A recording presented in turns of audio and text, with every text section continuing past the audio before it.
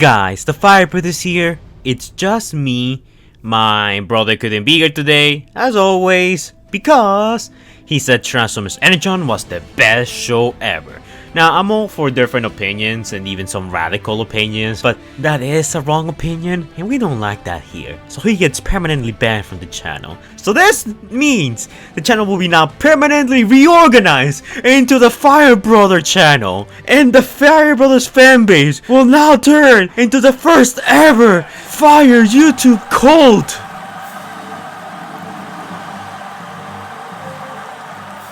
Anyways, these are the jokes. Hopefully you all enjoy. Now, Ratchet. He's one of the OGs from 2007, and honestly, he didn't really do much throughout the trilogy, and I guess quadrilogy, where he finally ended up getting killed in Age of Extinction. But Ratchet's a character that people seem to kinda like. I guess I never really felt too strongly about Ratchet. Like, I cared more about Jazz, Bumblebee, and Ironhide more than Ratchet. To me, he always was kinda just there. It doesn't help the fact that he gets completely shafted in Revenge of the Fallen. In Dark of the Moon, he's just in the background and only comes back to get killed in Age of Extinction. But what if I told you that there was a plan to have him come back for The Last Night? Now, this is a theory that is very prevalent, especially across the Spanish-speaking community of the Transformers fanbase, and my friend who edits my videos sometimes let me know about this. So thank you, you know who you are if you're watching this video, because you're probably not going to be editing this. There have been rumors, like during the build-up to TOK, that we might see Ratchet return, you know, because Lockdown did use the Spark Extractor to extract Ratchet's Spark, so some people speculate that maybe Ratchet's Spark is being stored somewhere inside the Knight's Telemos, so maybe the Autobots, once they, you know, reclaim it, can use it to bring Ratchet back. And while I think that's a very, interesting theory, I don't think that's the case, and I don't think that Ratchet can come back in story like during the present day. Ratchet originally apparently was supposed to have a cameo during the infamous World War II scene where Bumblebee and Hot Rod were beating up the enemy Axis soldiers. I can't say the actual word without, you know, YouTube demonetizing me. Now you might be thinking, Fire, this is surely a lot of baloney. There's no way they're gonna bring back Ratchet. And listen, much like the Left Foot theory I covered, which, you know, it's so wild, but when you really look at the facts, it starts to make sense. This is also one of those theories that it makes zero sense when you mention it all out, but when you start looking at the details, I'll say it's actually kind of possible. Now, the reason why this theory became popular and where it originated from is from this YouTuber called Noboide, whatever. He's a Spanish YouTuber who makes Transformers videos much like I do. He also has 100k subscribers, so he's not like, you know, some little dude who's trying to get famous by spreading rumors and stuff. Like, this guy actually does have some credibility and some sway in the Spanish-speaking side of the Transformers community. So, according to him, he was invited into an early screening of TOK, which took place in Mexico, and he managed to see this scene where, allegedly, according to him, Hot Rod was not present, but instead Ratchet was present. And originally it was both Ratchet and Bumblebee who were gonna fight together in World War II. Again, contradicting even more the events of 2007. The timeline's just a mess at this point. But anyways, that is not important. What is important is the fact that he said that Ratchet was present.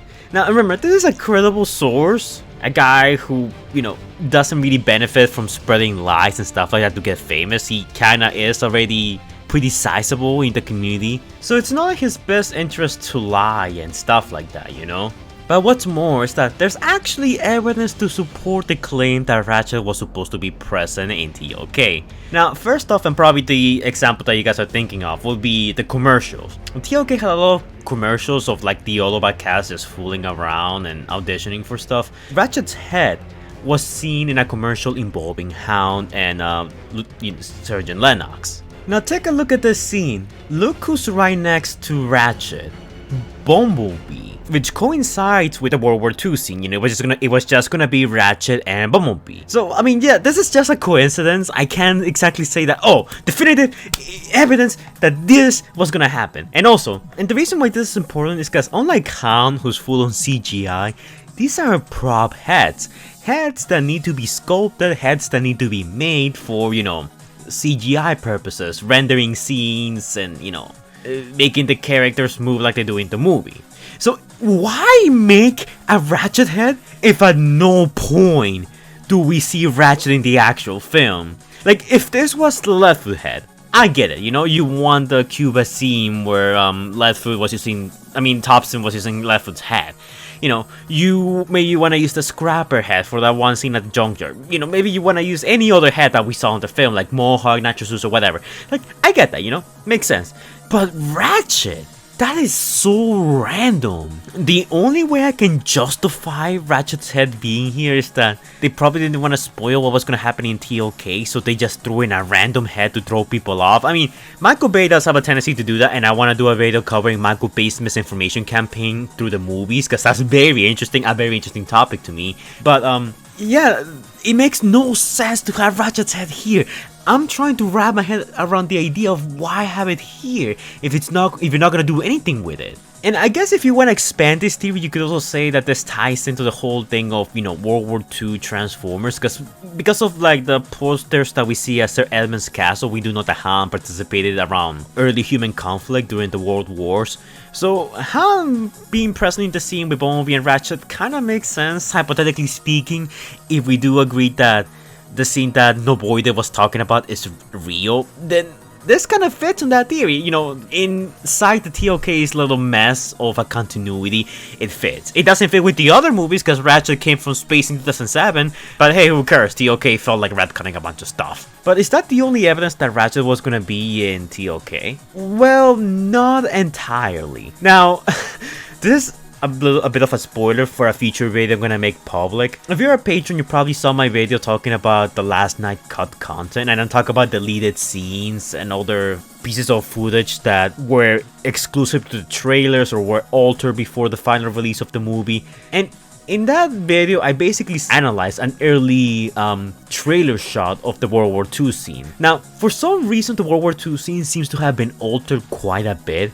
If you take a look at the trailers and when we ended up getting in the movie, quite a few scenes were changed and are not exactly part of the final release of the movie. This shot of Bumblebee, for example, is completely exclusive to the trailers, and in the movie itself, it happened a little differently. And also keep in mind that here, Hot Rod was not present. Keep in mind that in here, Bumblebee is the only Transformers present. Hot Rod is nowhere to be seen, while in the final release of the movie, Hot Rod was like pretty prevalent throughout that whole scene. Like, I don't think there was a single shot without him. Maybe one or two, but for the most part you could always see him. This basically tells us that the scene, the World War II scene, was altered quite a bit. There's multiple variants of it. So the fact that multiple variants of this particular scene exist at least tells us, at the very least, that a scene involving, you know, Ratchet being present could happen. Again, it's just a maybe, could happen, it's not a guarantee, but this does open the possibility for it being the case.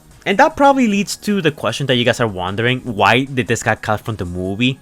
Well, maybe they didn't want to use Ratchet, maybe they didn't want to mess with the continuity more than they already did, but making that argument is very weird because The Last Night itself is a contradiction to almost every single Transformers movie that came before it. So saying that they took out Ratchet here for continuity purposes doesn't have much validity or ground to stand on, unfortunately. My guess is that they probably didn't want to give Ratchet a World War II look, or maybe they couldn't come up with anything for a Ratchet design. Well, according to Noboide, Ratchet was seen in this scene, so meaning that he had to have a World War II, you know, robot mode or a look to him. So that's made, you know, it could be out there.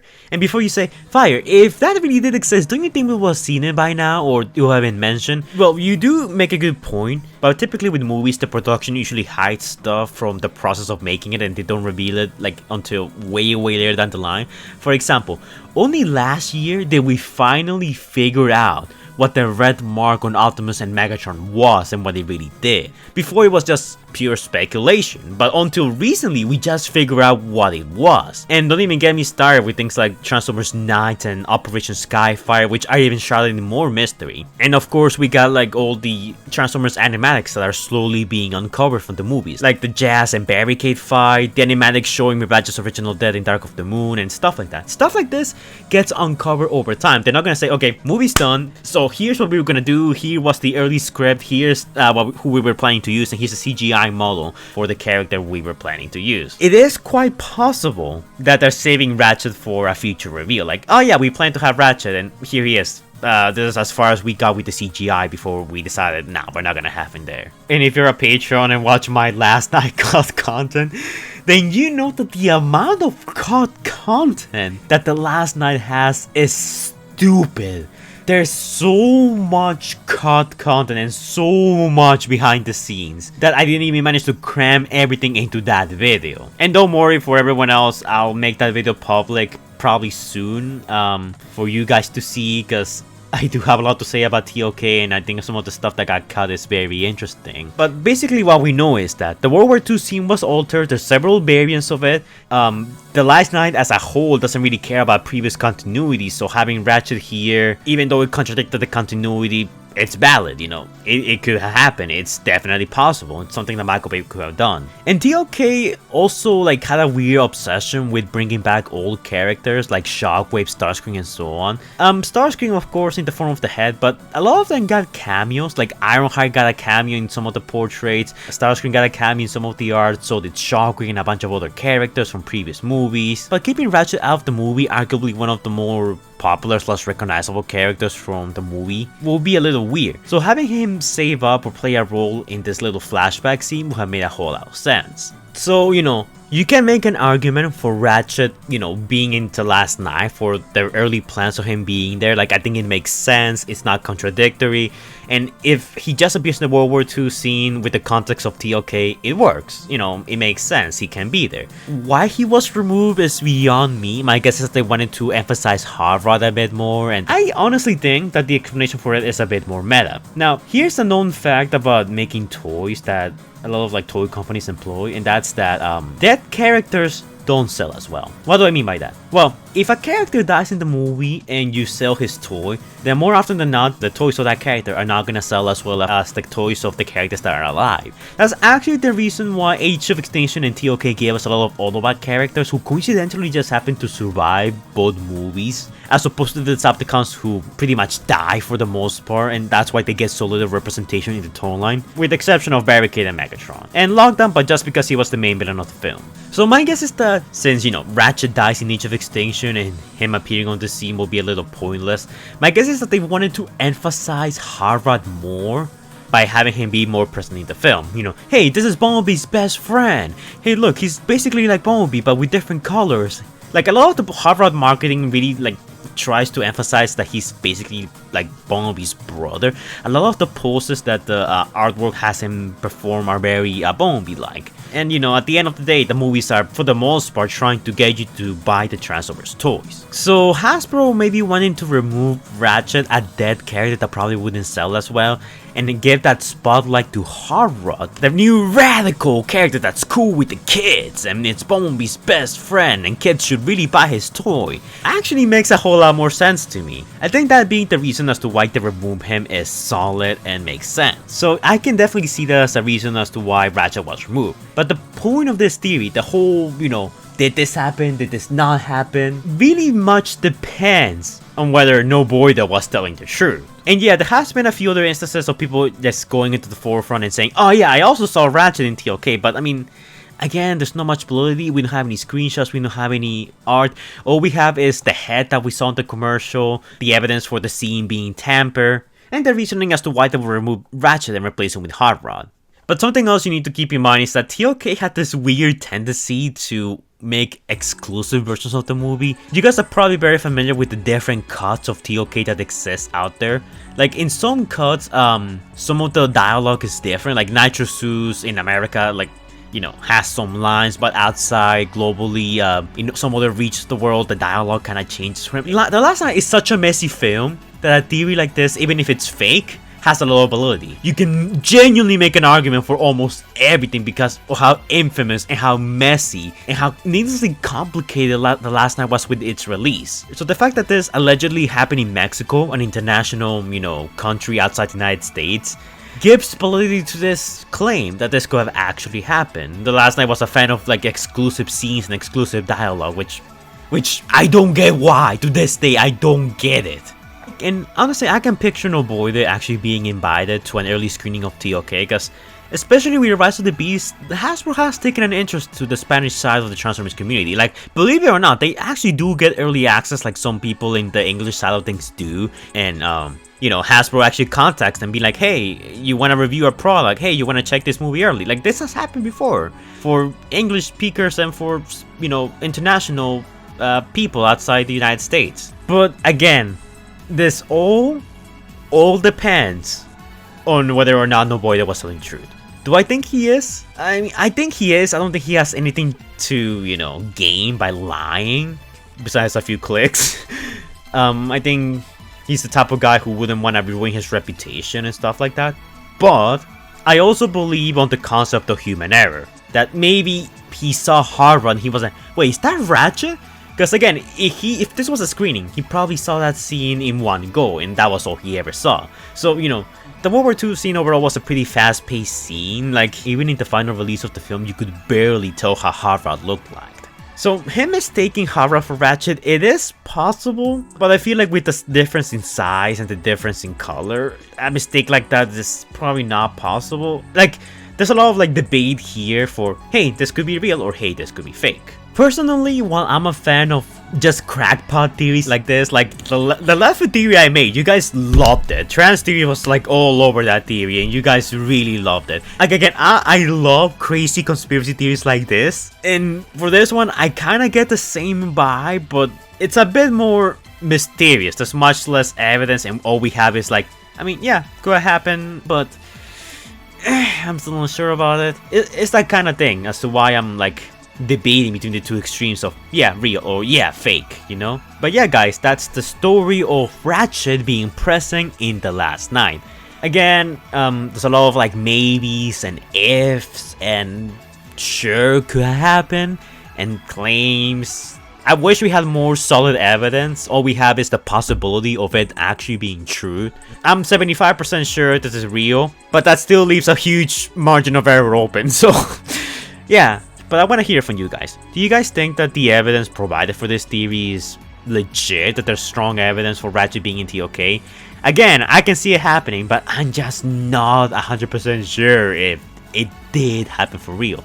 Maybe we'll get Nobuide or a couple of people that claim to have seen Ratchet in TOK in the comments down below. You know, you never know. But for the moment, this is a topic that will remain debated for the time being. At least until 10 years from now, where we get more info on the TOK behind the scenes and, you know, things they have planned for it. Who knows? The truth will come out eventually, but for now, all we have is maybes and ifs. That's it for this video, guys. Hopefully you all enjoy. It was pretty fun to make. You guys know I love me some of these wild theories. And if you guys have a video topic I should cover in the future, let me know in the comments down below. It doesn't just have to be from the movie. But anyways, guys, that's it for this video. Hopefully you all enjoy. Like, comment, and subscribe. And I will see you guys in the next video. Stay safe, guys. Anyways, before we go, guys, shout out to our amazing patrons: Xavier the God, Stitch Productions, Scrub Lordo, Allspark Studio, Epic Nin, Laurel Racer, Transformers Gears and Brawn, Optination Reviews, and a bigger shout out to our two big bold patrons, Jordan the Great and XNewer23, who donated a amount of money. If you guys want to shout out your subs, all you need to do is donate to my Patreon.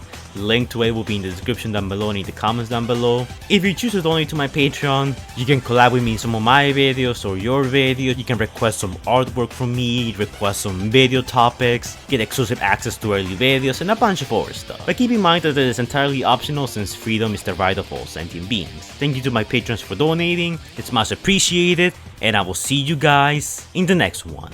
Bye, guys.